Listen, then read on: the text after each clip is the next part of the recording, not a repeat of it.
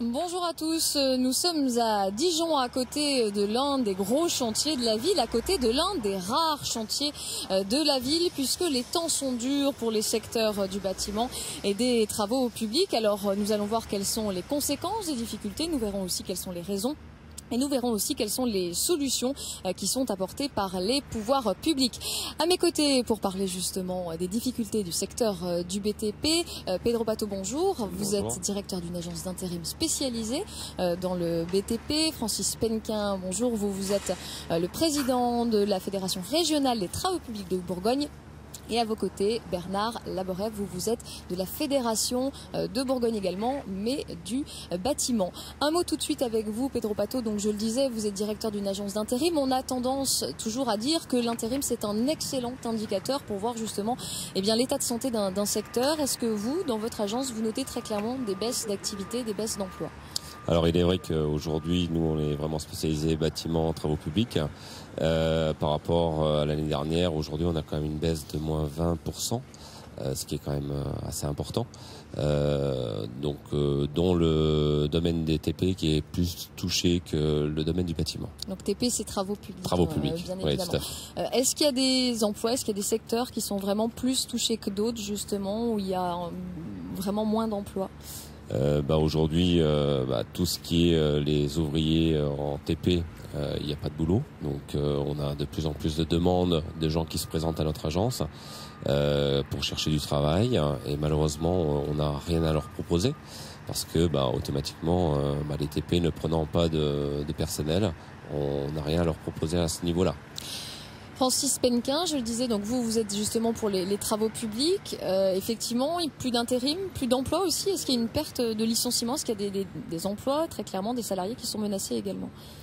Les salariés menacés aujourd'hui, pas encore, mais je pense que ça sera un avenir proche, immédiat, si rien n'est fait. M. Pato vient de le rappeler, oui, il n'y a plus d'embauche pour l'intérim en ce moment. Les contrats à durée déterminée n'existent plus non plus. Et puis les départs majoritairement ne sont pas remplacés. Et phénomène nouveau, depuis le 1er septembre, on a vu malheureusement une baisse de l'apprentissage en démarrage à la nouvelle rentrée 2014-2015. Monsieur Laborev, même question. Alors pour le bâtiment, vous disiez quand on préparait l'émission, vous n'avez jamais vu cette situation. Pour vous, on est vraiment dans une situation critique parce qu'on en a connu finalement des crises du BTP. Celle-là, elle n'est pas comme les autres? Celle-là, non, elle n'est pas comme les autres parce que celles qu'on a connues, elles étaient quand même de courte durée. Elles duraient sur 6 mois, 1 an maximum. Là, ça fait déjà 5 ans qu'elle dure, cette crise, depuis 2009. Et on ne voit pas le bout du tunnel. Donc on ne sait pas quand ça va s'arrêter. Elle est due à quoi, cette crise, selon vous? Elle est due qu'il n'y a plus beaucoup d'investissements, parce que tout le monde, y compris les collectivités, n'investissent de moins en moins. Le particulier n'investit plus non plus, parce qu'il a peur de l'avenir. Il n'y a plus de lignes de directives pour les entreprises du bâtiment. Et on n'ose pas investir, car on ne sait pas de quoi est fait l'avenir. Donc ça, c'est pour les particuliers, pour les travaux publics, c'est les collectivités. Est-ce qu'il y a un manque justement d'argent public, finalement, de commandes publiques? Alors bien sûr, on sait que les dotations de l'État envers les collectivités vont baisser, donc aujourd'hui il y a une attente forte de ces mêmes collectivités pour savoir quelles seront les dotations avant de mettre de nouveaux projets en fonctionnement. Mais au-delà, et moi j'alerte quand même l'ensemble des élus, au-delà de l'investissement et du nécessaire, je crois qu'il y a l'utile, c'est l'entretien. Ne pas faire d'entretien aujourd'hui, là vous parlez de l'entretien des routes par exemple, des réseaux d'eau. Aujourd'hui, il faut savoir que entre le puisement à la source et le robinet de tout à chacun, il y a une perte de 35%. Ce 35%, c'est 1 million d'euros par jour sur le territoire bourguignon. C'est-à-dire que d'un côté, finalement, on gaspille et de l'autre côté, on n'investit pas. Je vais justement, vous parliez des élus, on va justement, monsieur Pedro Pato, merci beaucoup, vous allez céder votre place à Fadila Katabi, merci. Vous êtes vice-présidente du conseil régional en charge de la formation. Est-ce que justement du côté des élus, alors en Franche-Comté, la région vient juste de mettre en place un plan de relance à hauteur notamment de 35 millions d'euros. Est-ce que du côté de la Bourgogne aussi, le secteur du BTP, on s'y intéresse? Est-ce qu'il va y avoir aussi un plan de relance? Alors tout à fait, la région Bourgogne s'intéresse au secteur des travaux publics mais aussi du bâtiment. Pourquoi? Mais parce que les entreprises déjà contribuent à développer nos territoires, à créer de la richesse, contribuent aussi à créer de l'emploi qui reste la priorité numéro 1 de nos concitoyens. Et quand M. Penquin dit il y a du gâchis, par exemple l'eau qui s'en va comme ça coûte de l'argent, est-ce que ça c'est aussi quelque chose que vous entendez en tant qu'élu et vous dites effectivement il va falloir faire de l'aménagement du territoire? Tout à fait, on l'entend.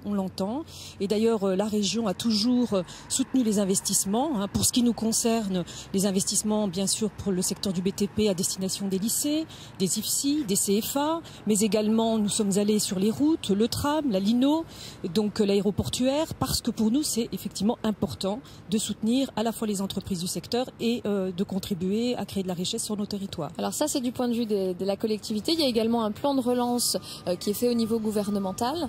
Bernard Laboret, est-ce que le bâtiment en attend beaucoup, puisque là c'est le secteur privé, c'est en gros faciliter l'accès à la propriété et alléger un petit peu les normes au niveau construction?